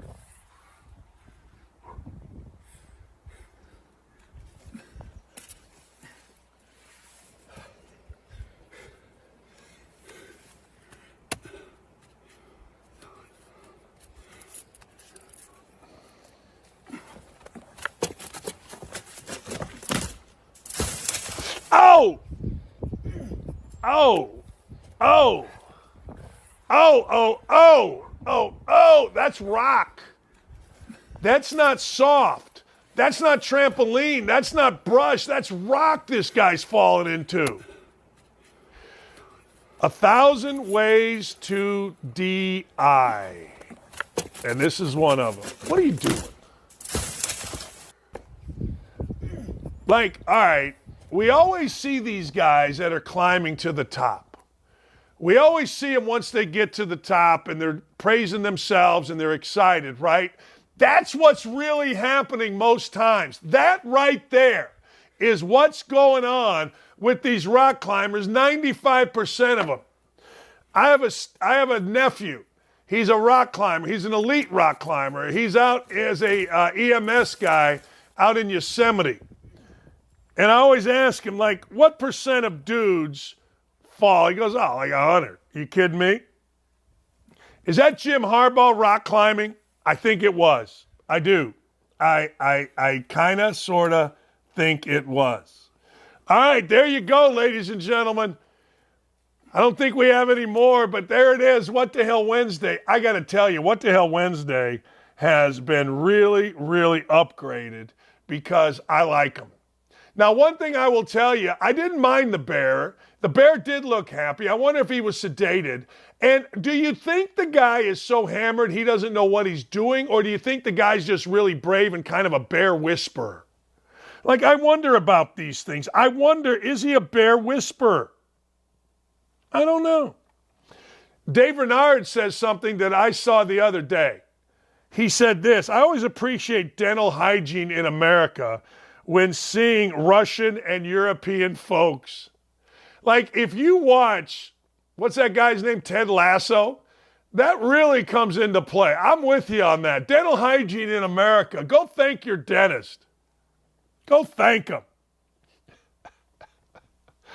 Hey, Silent Owl Scribe is apparently a D-bag. He says, looks like animal abuse. Boo that guy drinking on a bear. Keith M. That is animal cruelty. Why? Seriously, why?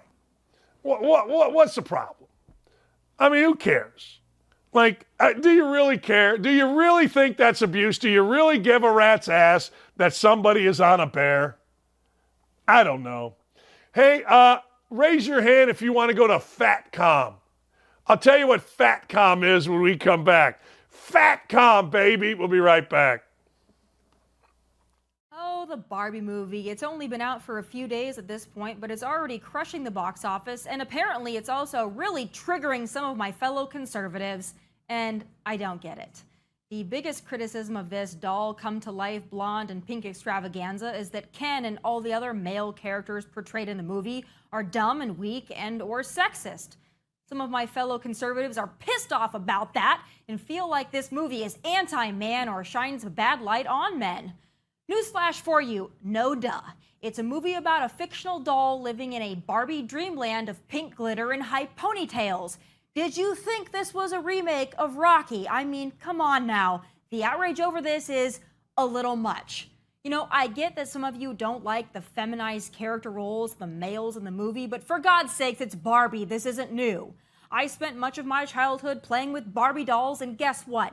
Ken didn't even have his male parts represented on his plastic physique, so I'm not really sure why some of y'all are so taken aback by this. The male characters, including and especially Ken, are a little soft and a little oblivious. And have you looked around at modern day America lately? I hate to be the bearer of the bad yet completely obvious news, but a large majority of young men are, wait for it, a little soft and a little oblivious. And if you were relying on the Barbie movie to correct that or somehow override that perception, that's a lot to ask of a movie about a damn doll, folks. I'm all for fighting the culture war and for pushing back on some of the wokeness displayed in popular culture, but the faux outrage over this movie is not a good look and also kind of annoying. We've got a lot of battles to fight for the heart of this country, and I don't think picking this one is strategic or useful in the slightest. Bigger fish to fry here, and getting our collective panties in a twist over this is silly.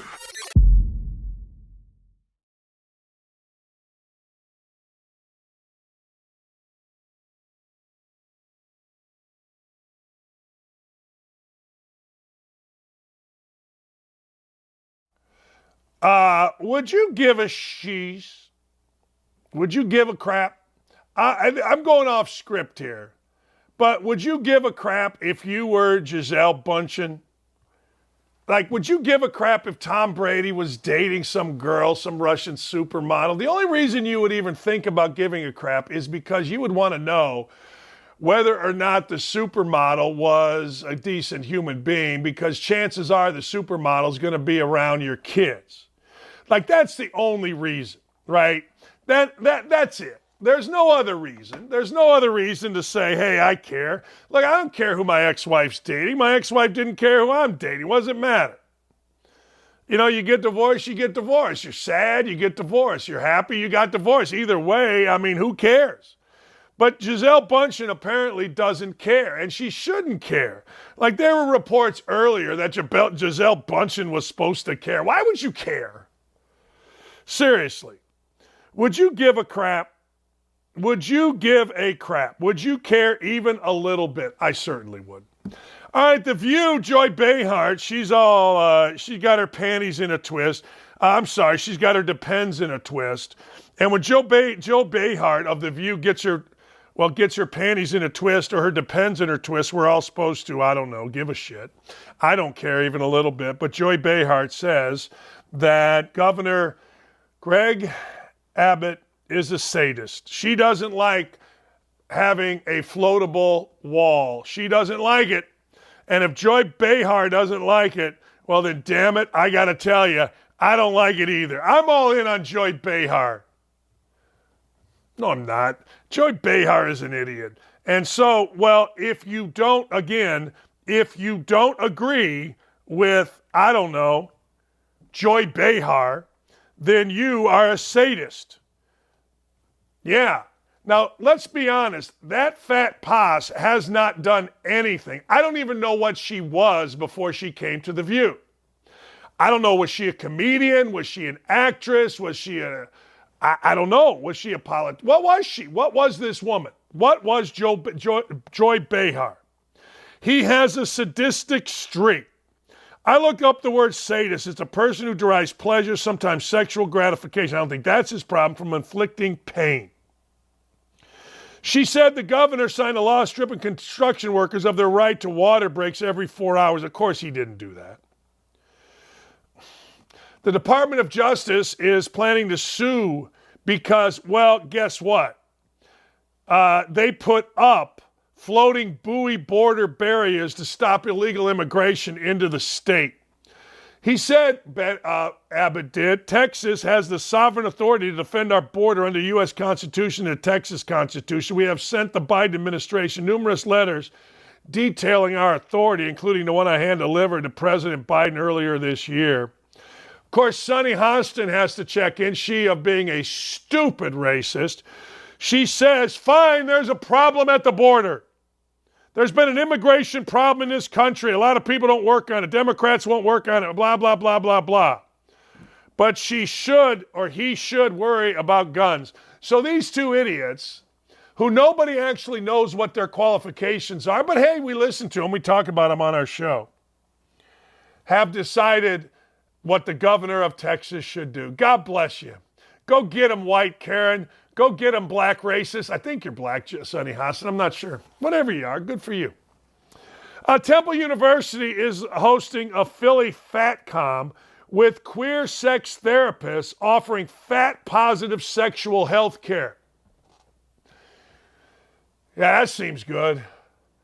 Yeah, we got a FATCON. I went to Kink Fest, not intentionally, but University of Wisconsin, in their hotel that we were staying at, had Kink Fest. And there was a big old gal and a little dude. And you know those hotel buggies that you bring all your luggage up? They had all kind of toys, and I was in the elevator with them, and I go, hey, which one of you gets the whip? And the little dude looks at me and goes, I get the whip. She whips me nice. I go, really? I go, you like whipping them? She goes, oh, yeah. I go, why wouldn't you just rather do it with your hand? And she said, well, it's more dominant with a whip. I snuck behind the curtain at Kink Fest. It's kind of fun. They had different rooms set up. Yeah, there are a lot of weird people. So I am not mad about a good old-fashioned fest. You can have a fest. Yeah, if you got Fat Fest, God bless you. Good for you. A sexual, well, let's be honest, queer sex therapists offering fat-positive health care. There's no such thing as fat-positive health care. Let's just be honest. Fat health care is never positive.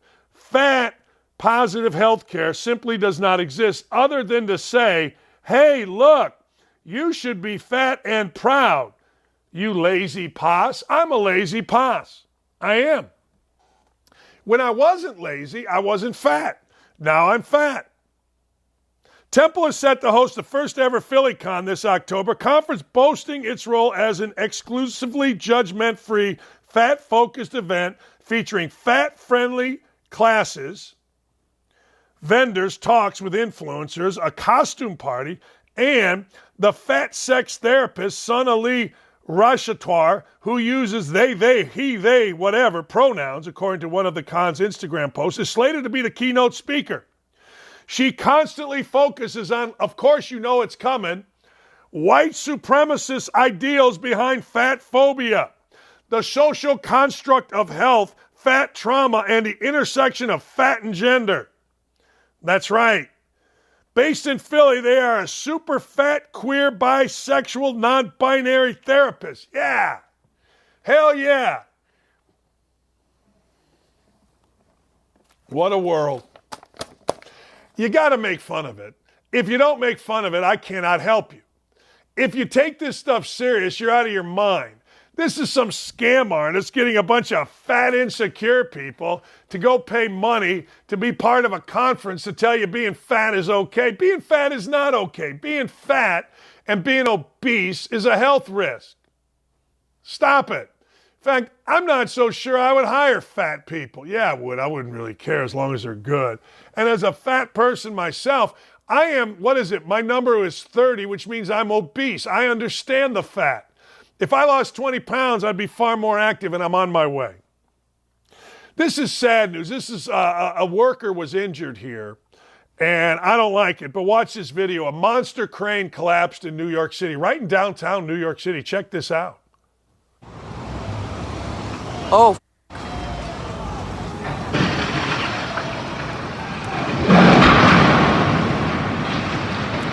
that, ladies and gentlemen, is scary. That, ladies and gentlemen, is really, really scary. Now, the good news is this. One construction worker and one firefighter were injured. That's it. Like, that looks like that could be way, way scary. Our friend Ryan Mueller gave this to me for What the Hell Wednesday, but we put it on the regular show because, you know, if you live in New York City and you see this, I can only imagine. No, seriously, I can only imagine. You live in New York City, this is downtown, and maybe you don't know what happened, but you see flames, the same black smoke, not to the same extent as what happened in 9/11. I got to tell you, that would be rough. No, that would be scary as hell. And then you hear, I guarantee you, that we heard some of the police sirens, but there's a multitude of them coming. Just put yourself in their position right now. That would not be great. That, ladies and gentlemen, would be horrific. Hey, LeBron James in the news. Thoughts and prayers with his son. Look, Bronny James, we talked about it. We did. We talked about it with Charly Arnolt. But LeBron James, for whatever the reason, I don't know. LeBron James to me is a guy that I kind of like. I understand the whole family thing is a bit overblown based on what he does when he comes to Indy. But you know what? LeBron James, great. Yay, Rod, go fight, win. But LeBron James supposedly did not let his teammates partake in introductions because of his distrust for the coach, David Blatt. Now, if it was a broken team in Blatt's second season, in a locker room with factions in each corner, and James on an island, James was so tied up in knots through his distrust of Blatt that he wouldn't allow his teammates to participate in true pregame introductions. To repair the locker room and pave the way for James to assert his dominance in harmony with a deeply talented roster, the Cavs turned to a rookie coach who didn't want the job and a journeyman big man that could shoot threes. Really? All right. They were 30-11 under Blatt. He got fired and Tyronn Lue replaced him. All right. Okay. And then James ended up coming back from 3-1 and winning against the Golden State Warriors. So it doesn't really say here what the distrust was. It just whines about a broken locker room. And that's what you get mostly with LeBron James. You don't get the why. You just get the, hey, okay, it was a broken locker room and I was sad. That's what you get 90% of the time with LeBron James. And that's all right. I'm mad about it. Dan Lebitard and Stephen A. Smith are still fighting. Lebitard, who famously ruined ESPN radio by introducing all the woke miscreants, all the people that nobody wanted to hear from, including Bomani Jones and Stugatz and his father and some guys that were writers. And ESPN became way woke left. And ESPN, of course, lost all of its radio affiliates because nobody wanted to carry Lebitard's show. But he and Stephen A. Smith have been going back and forth because Lebitard blames Stephen A. Smith for what's going on at ESPN because Stephen A. Smith started, and I guess is the most successful, arguing debate show. So they've been going back and forth. Stephen A. Smith tried to reconcile it, and he said, hey, look, here's the deal. You're still my friend, 20 years. I just don't like, this is Stephen A. Smith talking, Dan Lebitard bashing a company he took a paycheck from. Well, good for Stephen A. Smith. I bash ESPN. I took a paycheck because ESPN became a fraud for what I thought it was. Look, I left there under good terms with everybody except for a couple of people, but that's just normal. I have some great friends at ESPN, but I'm not going to stop bashing them. They're clowns. Get out of here. Stop it, stupid. I don't want to hear it. Keep fighting, keep arguing. And I'll tell you this. You know, Awful Announcing is a website. It's a far left-wing website. And it's popular among announcers. And it's like a it's like a Dan Lebitard propaganda site. If you want to know what's going on with them, just do yourself a favor. Just do it, I guess. And, you know, check it out. And they'll tell you everything going on because the propaganda for far left flows. I mean, it flows on Awful Announcing and Little Benny Koo. Brian Flores is headed to trial. Remember Brian Flores? He got mad, he got fired, and of course it's racism, and we're all supposed to give a rat's ass, and I think we're all kind of tired of it. In fact, I'm still waiting for Jalen Rose to talk racism. So Brian Flores got fired. Brian Flores is a bad coach. Brian Flores seems like a decent dude. His discrimination claims can go to trial. All right. Well, let's see it. Remember, it was back in February of 22, it was over a year ago, that he sued the league and several teams, saying the league was rife with racism, particularly in its hiring and promotion of black coaches. Yay, Rod, go fight, win. So Judge Valerie Caproni, she ruled in Manhattan federal court that, you know what, you can go to trial. Federal court Tuesday said she's not changing her decision to let NFL coach Brian Flores put the league and 3 of its teams on trial over claims that he and other black coaches faced discrimination. Now, the NFL has bent over backwards. All you got to do is look on a sideline. I'm not necessarily talking about the head coach, but all the assistant coaches and all the support people are black. So the NFL has bent over backwards, and I don't think it's because of Brian Flores and his lawsuit. I think it's just because that's what you do. I think that's what they do. I think that's how they roll. They just simply do that. They just simply bend over backwards to appease. You know what I mean?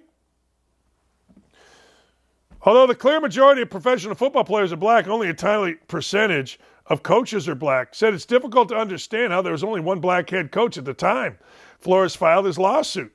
In a league of 32 teams, black players making up 70%. So is that what we're supposed to do? How is it possible that all the running backs are black? I'm boycotting the Olympic 100 meter because there's only white dudes. Bill Burr does a fantastic thing on it. How in the Olympics, like, you know, Bill, if you listen to Bill Burr, and I was watching him yesterday, it's really funny. There's like 9 brothers and 1 white dude. Come on, white guy. Come on, white boy. It's really funny. You'll like it. I think you'll really like it. But we're not allowed to say it, right? Dimitri's mad at me after all that Michigan did for my son. Yeah, okay. The Michigan folks are mad. And you know what I learned when people are mad?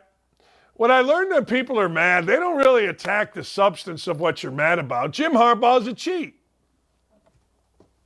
Jim Harbaugh lied about cheating. This isn't a supposition. This is a fact. So Jim Harbaugh lies about cheating, but he's not a liar? Then what is he?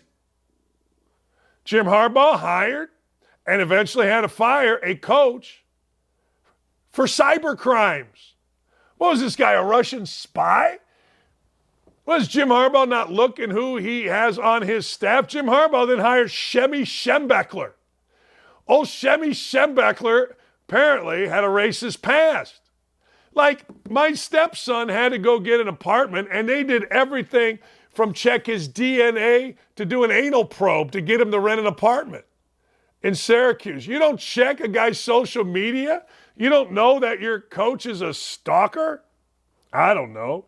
So let's see. He's a cheat. He's a liar. He hired and fired a coach that had cyber crimes. He fired and hired a known racist. He's 2-5 against Ohio State, 0-5 against Urban Meyer, 1-6 in bowl games, and yet nobody wants to say a damn word. Why does Jim Harbaugh have Hunter Biden-esque security clearance with the media? Where's Heather Dinich? Where's Jeremy Fowler? Hi. Where's Feinbaum? Feinbaum hates, supposedly, everybody tells me, hates Jim Harbaugh. Yet I'm hearing what? I'm hearing crickets. I am. I'm not hearing any of these guys talking about Jim Harbaugh. I heard Heather Dinich talking about Urban Meyer, saying things that were so hypocritical about Urban Meyer's personal conduct that I was stunned that she would be so unaware of her own personal history. Stunned. I hear Courtney Cronin bitching about everything. I hear Jeremy Fowler bitching about everything. But I don't hear any of these guys talking about Jim Harbaugh. I'm going to give Pete Thamel a pass because Pete Thamel, ladies and gentlemen, I don't know. Pete Thamel wrote the only honest article about me in West Virginia. Breaking news today, I don't know if you know this, Kevin Spacey was acquitted of sexual assault. Here's what Kevin Spacey, the actor in House of Cards, he had a bunch of dudes ask him or convict him or try to convict him on sexual assault. 1, dead, Ari Brandt, suicide. Dead, hit by a car, Lindy Culkin. Dead, cause unknown, John Doe. Case suddenly dropped in 7 of 29, and today, sexual assault acquitted. Look, I don't know. I got to tell you, I don't know. But what I do know is this. Apparently, don't mess with Kevin Spacey. Apparently, Kevin Spacey is on, the Hillary, Bill Clinton will kill you list.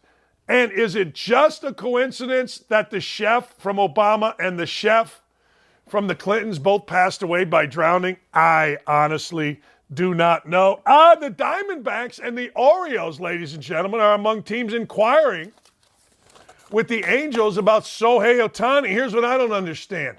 I root for a big market team, the Chicago Cubs. I do. I root for a big market team. And guess what? They're not involved in this? How are the Cubs not involved in this? Why are my Cubs acting like a small market team? They should be upfront with Ohtani. Give away everybody they got for Ohtani. Cubs are uninteresting. Bellinger's been good. I'll give him that. But there's nothing there that I like about the Cubs other than they've won a few games of late. What is going on here? Why aren't the Cubs involved? Drive you nuts. There's a lot of things worse. But in a sports summer, let's put it there. There's a lot of things worse than what I'm about to say. I'll make it a positive. It's always so much more fun when your Major League Baseball team is involved in a pennant. I'm old, I'm fat, I'm lazy. I want something to watch. I want to watch the Cubs late August into September in meaningful games, down the stretch. I want to watch them participating in the playoffs. I want to watch them involved in a pennant chase. You know what I got? I got squat. I got squat. I got squadouche. I got nothing. I got nada. Nothing. All right, but let's look. Cubs are 6 games out, 5 in the loss column. They've won 4 in a row. All right, there you go. They're trying to get back to 500. They're chasing the Brewers. I guess that's close enough, 5 in the loss column. But why aren't they involved with Ohtani? I'm not sure the Orioles have ever been involved with anybody. And the Diamondbacks, you got to go back to Randy Johnson. You got to go back to Curt Schilling. You got to go back to those guys to get anybody of interest. And it's fascinating to me. I want the Cubs involved, and I want them involved now. Damn it. Ricketts and I had a nice chat a year ago, April, at a game. He's a big fan. Don't blame him. But the truth of the matter is, I want the Cubs involved. Period. Hey, Michigan fans, kiss my backside. Dakich isn't one to talk about integrity. Really? Yeah, I told West Virginia and $3.5 million to stick it up their backside. That's right. Because they were doing dirty deeds, done dirt cheap, and they threatened my wife and I. Told Indiana dope-smoking players at the cost of my job. I am Mr. Integrity. Kiss my backside, Michigan fans. Your coach is a cheat. Your coach is a liar. Y'all don't care about it. I get it. Just win, baby. And none of you guys are actually Michigan fans. You're just kind of Michigan wannabes. All right, coming up at 10:58, we'll be off. And you got to stay right here because our friend Clay Travis is coming up with an interview for the ages with Ron DeSantis. But first, we go to Woke-A-Dope. Woke me and dope me, big boy. What do you got?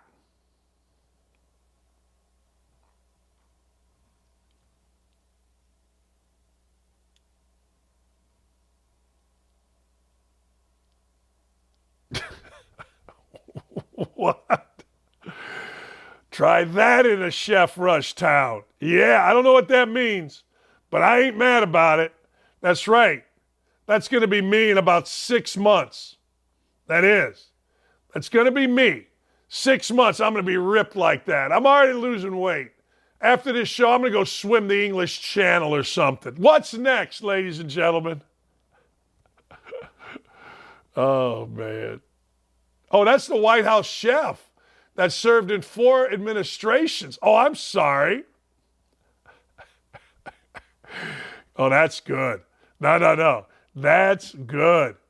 Coming soon to a theater near you. Bribey. How many bribes, seriously? Like, how many bribes has this family taken? I mean, if we're really going to look at it and we're going to say, all right, let's look at this, I don't know, not legally, but let's look at this with an unbiased eye. How many bribes can a guy possibly be involved in that are recorded, that are taped, that are whistleblower confirmed, and yet nothing is being done? Not one damn thing is being done, and that includes the Republican House that aren't doing squat. And this dude's son got a gun while he's a felon, got a gun while he's a drug user, got all kind of videos of him with hookers, tax evasion, $1.5 million. He hasn't paid $100,000 in taxes. And, you're good. We just hope you're okay so we can vote for you again. Did you know this guy has 4 people working currently on his reelection campaign? Just 4, one small office.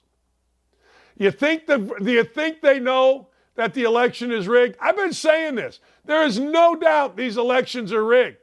And the Democrats know it. They got a system of rigging it. Don't even worry about who's going to be elected. You got better candidates than what's coming up with DeSantis. But we all know this crap is rigged. Is rigged. Stop it. What's next? We got one more. Oh, hey, let's show the DeSantis and Clay thing coming up here. The clip coming up here at 11 o'clock. You do not want to miss this. They do not want me to be the nominee. I mean, that's very clear. Why do you think they don't want you to be the nominee? They know I'd beat Biden. And I've been attacked by corporate press this year more than Biden has or more than Trump has in terms of their narratives. I mean, I've been the #1 target on that. If you were president, do you think Fauci should be prosecuted? Yes. You know, the weaponization is, if they don't like you, they'll get you for jaywalking. But the flip side is, if you're on the team, you get out of jail free. She's good impeachment insurance for him. Do we really think it's good for the country to have an almost 80-year-old former president in prison? You've now fired significant number of staff members 2 months into the campaign. How would you assess the status of your campaign?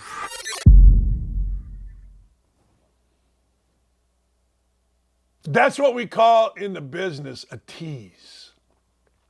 And he's right. I mean, let's be honest, man. Every time you see a, quote, journalist, don't you just laugh? Every time you see a journalist like Bob Kravitz whining because his company didn't love him, don't you just laugh? This interview with Clay and DeSantis right there speaks a bunch of truth. He has been attacked more than Biden. Biden doesn't get attacked for anything. Biden gets nothing. CBS, NBC, ABC, you don't do squat. CNN, you don't do squat. MSNBC, you don't do squat. The only people that do are Fox News and us. That's it. And it's embarrassing for our country. Let's make no doubt about it. It's embarrassing. When you have a leader that is so inept, when you have a leader that can't walk, when you have a leader that can't think, when you have a leader that just yesterday claimed to cure cancer, and you have a leader that yesterday claimed that only 100 people died. Those 100 people, we're still feeling the effects. See, they're trying to bring up COVID. What else are they trying to bring up? Oh, you know what's back in the news? Slavery. Remember when we were trying to find out whose families had slaves? This was a while ago until what happened? Oh, wait a second. Kamala Harris' family had slaves. Oh, wait a second. Joe Biden's family had slaves. That all went away. Now, as we're moving closer to an election, we're bringing up slavery. And Kamala Harris is literally out here lying about what Florida is doing with slavery. Literally lying, and people don't see it. But that's all right. That's the way the world works right now. And I'm telling you, Republicans have no chance in this election. They have none. As we sit here right now, now that may change, but the Democrats know there's only 4 people working on the re-election campaign of Joe Biden. They know this election is rigged. They know it is. Make no mistake. It's sad. Hey, 1 o'clock, Kent Sterling and I will be live, and we will talk Colts. But coming up here at 11 o'clock, in 3 minutes, it's going to be Clay Travis's groundbreaking interview with Ron DeSantis. It is 2 of the smartest, most unafraid men in our country getting together and speaking the truth. Now, if you want information, if you want knowledge, you watch. If you want to have your head in the sand, you don't. Thanks to everybody. We had a great day on YouTube. Looking forward to it again tomorrow. See you. Stay right here.